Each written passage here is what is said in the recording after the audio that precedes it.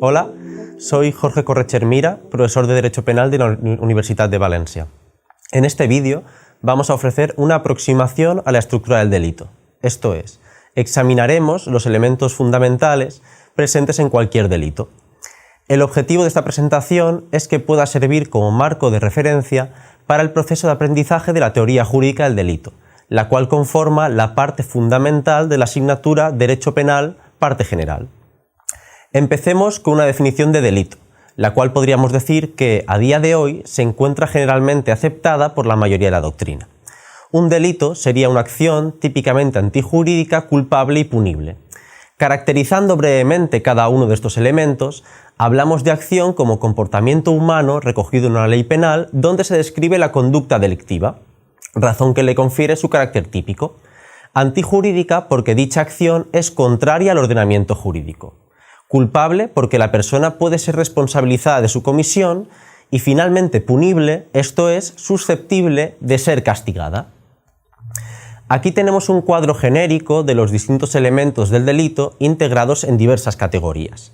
La estructura del delito sigue una secuencia, es decir, un orden que debemos seguir en nuestro análisis. Cuando estudiemos si un determinado elemento de la estructura del delito concurre en un supuesto de hecho concreto, previamente hemos constatado la existencia de los anteriores, de modo que cualquier ruptura en esta secuencia puede llevar a descartar el carácter delictivo en la conducta. En una primera aproximación a la estructura del delito, puede verse de qué manera se estructura en dos grandes momentos, a los que denominaremos juicios. En primer lugar, el juicio de antijuridicidad, en el cual analizamos si un hecho de la realidad es contrario o no al ordenamiento jurídico desde un punto de vista penal. En segundo lugar, una vez constatado este primer momento, lo que hacemos es estudiar si puede ser atribuido o no a una persona concreta, esto es, si podemos hacerla culpable. Bien, lo primero que necesitamos es la existencia de un comportamiento humano, acción a efectos penales que debe estar dotado de un contenido volitivo. ¿Qué supone esta última referencia?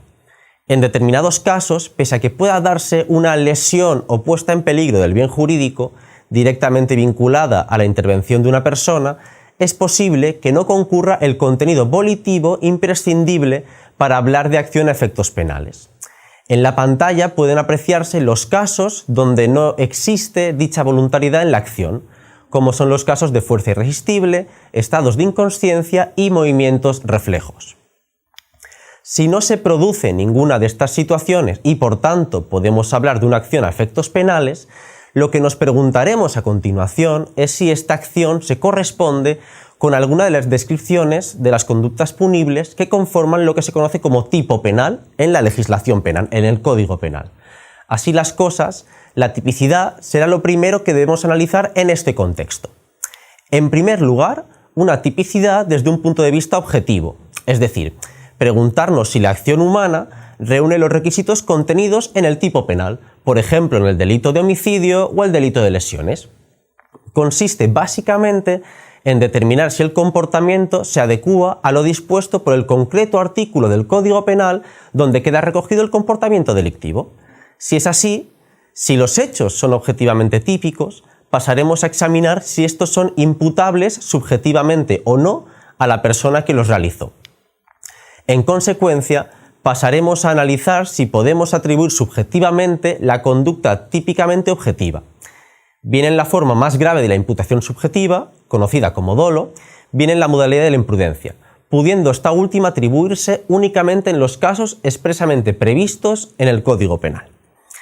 Estas son las dos formas de imputación subjetiva reconocidas en el ordenamiento jurídico penal.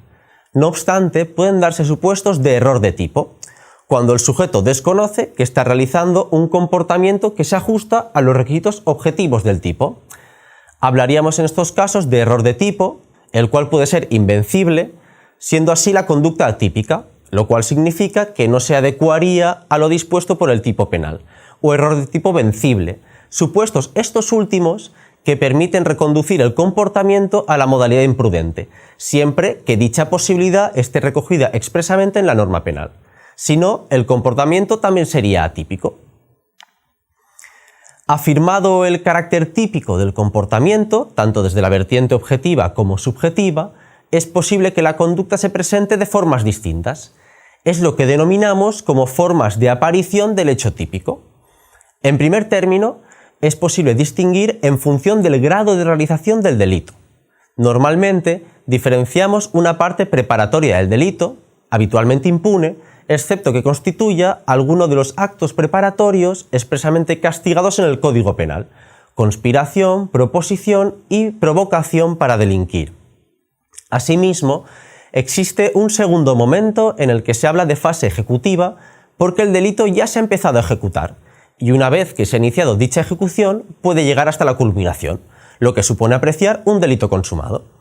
En cambio, si el grado de realización queda en una fase previa, hablaríamos de una tentativa del delito. En segundo término, es posible también distinguir en función del grado de intervención que haya tenido la persona en la realización del delito. Contamos con dos posibilidades. O bien interviene a título de autor, siendo las modalidades el autor único e inmediato, la coautoría o la autoría mediata, o a título de partícipe en el hecho del autor. Esto sería la inducción, la cooperación necesaria o la complicidad.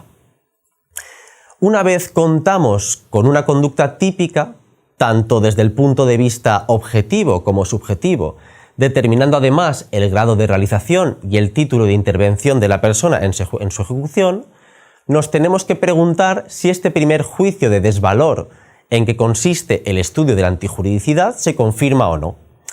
En la gran mayoría de los casos, la tipicidad equivaldrá a la antijuridicidad del comportamiento.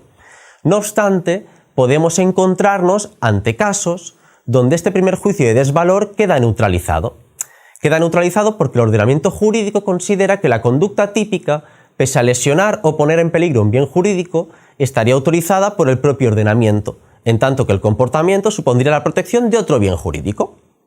Esto ocurre en los casos de concurrencia de causas de justificación, como son la legítima defensa, el estado de necesidad justificante y el cumplimiento de un deber o ejercicio legítimo de un derecho, oficio o cargo.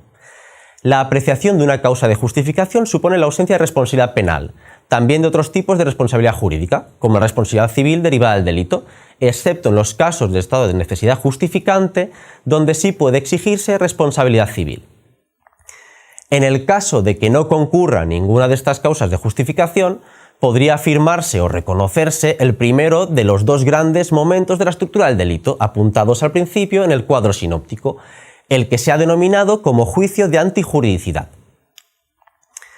Afirmado este primer juicio dentro de la estructura del delito, pasaríamos a continuación a comprobar si este hecho típicamente antijurídico es o no atribuible a una persona concreta en función de determinadas circunstancias.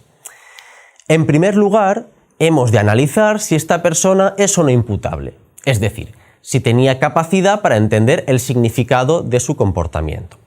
En este sentido, pueden señalarse las causas de inimputabilidad recogidas en el artículo 20, apartados 1, 2 y 3 del Código Penal, las cuales eliminan la imputabilidad y, por consiguiente, la culpabilidad. Son los supuestos apuntados en la diapositiva de anomalía psíquica o alteración mental, los casos de trastorno mental transitorio, la intoxicación plena, el síndrome de abstinencia, la alteración plena en la percepción y la menoría de edad. En los supuestos donde concurre de forma plena una causa de inimputabilidad, no será posible imponer pena por el comportamiento. Ahora bien, sí será posible la imposición de una medida de seguridad, pudiendo esta medida de seguridad ser privativa de libertad si así lo era la pena prevista para el delito cometido por el sujeto, inimputable en este caso.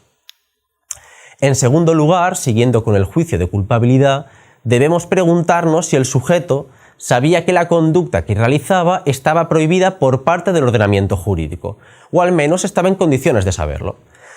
Así las cosas, hablaremos de conocimiento, al menos potencial, de la antijuridicidad. Este elemento puede ser negado en los casos donde aparece un error de prohibición, sea en la modalidad directa, relativo al desconocimiento del significado antijurídico de la conducta, sea en la modalidad indirecta, en los supuestos donde el sujeto considera erróneamente su comportamiento amparado por una causa de justificación, por ejemplo, la legítima defensa.